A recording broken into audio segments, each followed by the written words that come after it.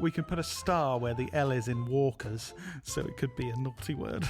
Oh, yeah, it's fine. I look round and she's just like at a table in a pub. We're just a couple of business anchors. Welcome to the Business Anchors podcast. This jingle is slightly too long. Welcome to episode 32 of the Business Anchors podcast, the show where two business owners discuss the weird and wonderful world of business. Today we talk about why 3 people ended up unconscious at a charity walking event we organised, how walking is the new jogging, and Dan will be demonstrating his best impression. Go on, start off with that then. Yeah? You just made that up. Who's that? Shut up. No, I think I wanted to talk about something positive. Cool. Because I think with this whole lockdown palaver, I think I've felt quite negative. And I think last week we came into work and we both felt a bit rubbish, and then we realised most of our lives currently is sat at a desk, not being very active. And we've set ourselves a bit of a challenge, and I think with that challenge comes lots of positive things, and I think it's worth sharing with the listeners. How challenging is the challenge, Dan? What's the challenge? I mean, whenever I say it, I have to tee it up with, it's only doing this, because it sounds stupid, but it's doing 10,000 steps a day. Oh, stupid. But I know that doesn't sound like much of a challenge, but I think especially me personally, from going to the gym 5 times a week, I've got into the rut of doing nothing. Do you know what? I mean, you saying it's not much of a challenge, I have to admit, I thought it was going to be less of a challenge. But I'm realising when you have a busy life, and a lot of that life involves sitting down being busy, so because a lot of our work, I'm sat down and I've got to do that for a long time. And then when I leave to go home, it's complete darkness. And you pretty much just want to go chill and not do anything. And then I wake up the next morning and it's complete darkness, and I come to the place where I sit down. I'm it's the fitting it in, isn't it? Yeah. It sounds stupid. It's challenging walking 10,000 steps a day, because it's probably like an hour and a half, an hour 45 of walking. But when you're running a business and you've got loads going on and you're just watching Facebook videos like you. Yeah. I think there are people in jobs, like if you work in a hospital or if you work in a supermarket where you're stacking shelves, if you're like, there's lots of different jobs where I'm sure you just do your 10,000 steps while you're at work and it's just a daily thing. But I think that lifestyle is so far from ours because our job involves sitting looking at screens a lot. It makes it Do you know what challenge. I think's even more important than I don't even think that doing the 10,000 steps is the thing. I think it's the byproduct of having the discipline to be making yourself do something that's uncomfortable. Not uncomfortable, but like, when it's not easy. If you've had a well busy day and you get home and it's pissing down with rain, you don't want to go and walk for an hour, do you? But we're going to make ourselves do that. Yeah.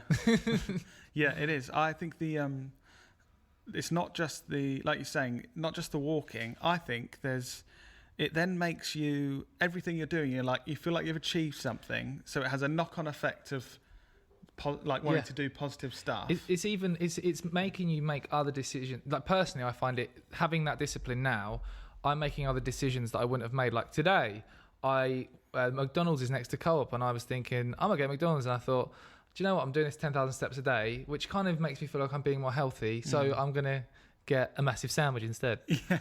But no, not as bad as McDonald's. Yeah.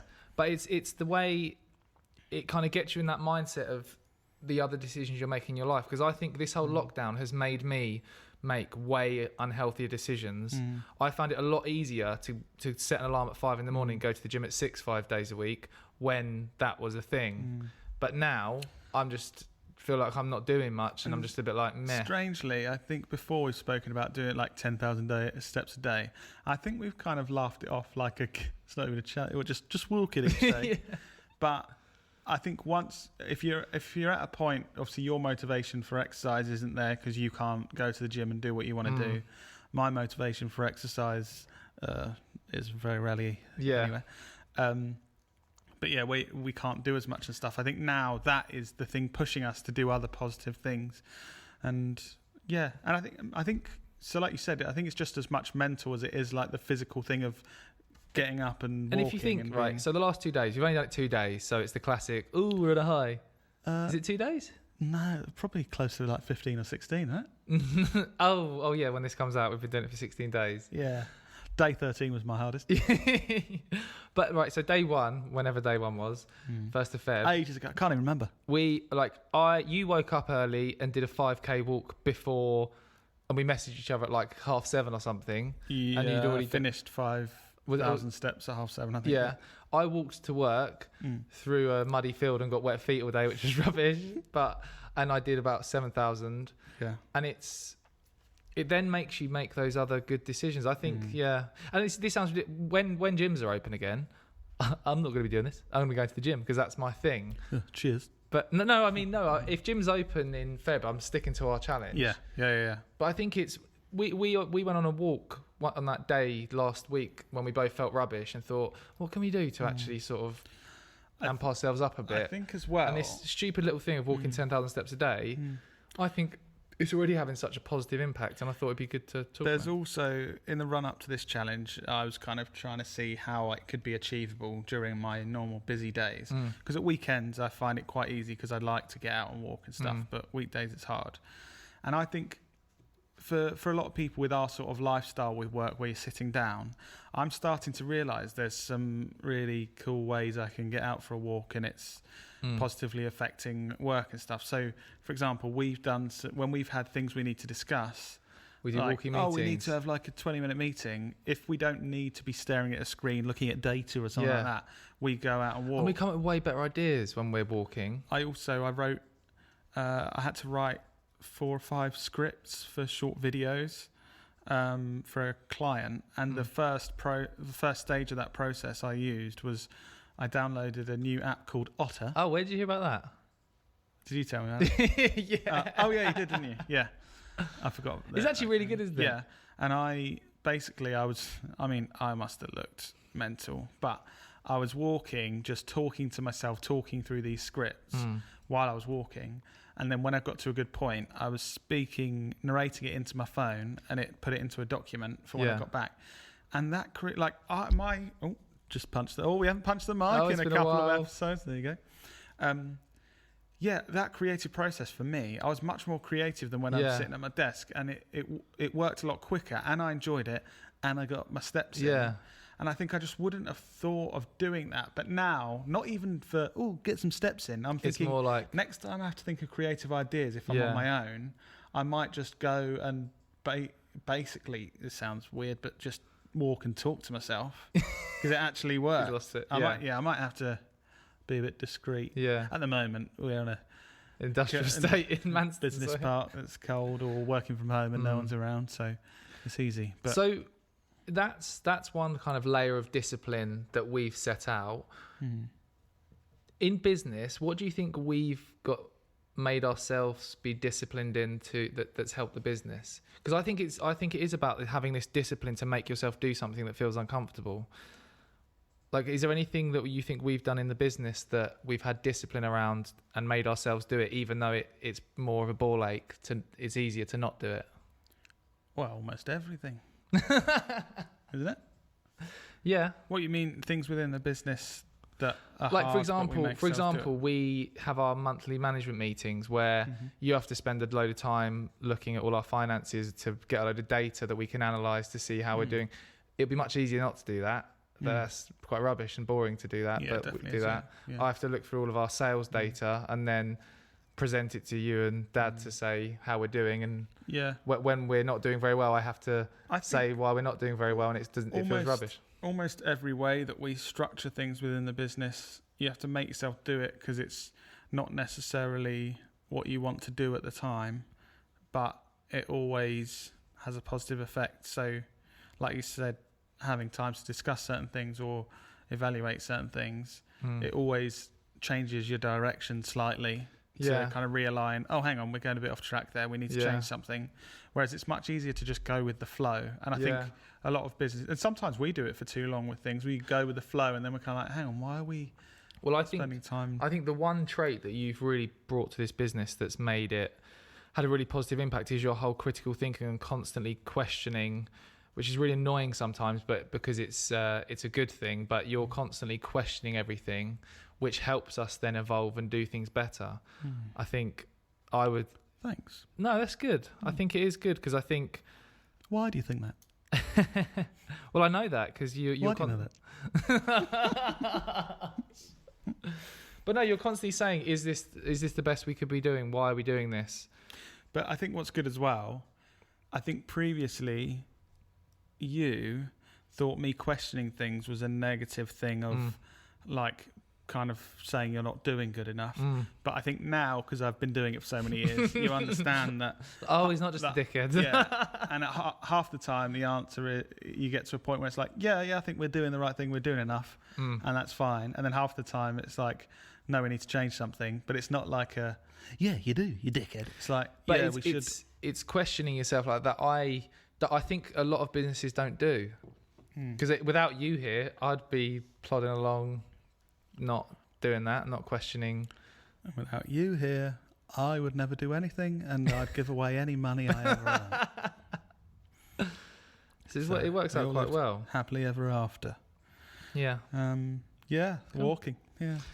Well, there's also, on the topic of walking, you were going to say something about someone fainting in a charity walk. Yes. Yeah. I was making notes about stuff to do with walking because I knew we were going to talk about it, and I thought that's something quite funny that happened that's a bit weird. So obviously originally I wanted to bring it up because it's a charity event that I did you organise it, Lloyd? Yeah. You haven't actually gloated about your charity work for a while, so. Well, because I haven't done it. I wasn't allowed to volunteer at the homeless shelter this year. Oh, you weren't allowed? No. Why not? Criminal record. No. What, as in they didn't let you? Yeah, because of COVID. Oh, really? Yeah. So I'll just so no one's... I'll just have to tell all the listeners I wanted to.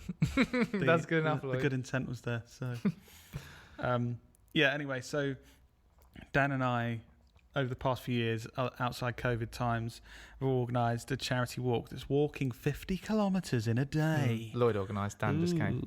Yep. Yes, but for a while we used to say that we both organised it. And people get sponsored, raise money for charity. Started out 3 of us. I think at the peak we had like 50 of us or something doing it, didn't we? And raising thousands for charity. Oh, it's a wonderful day.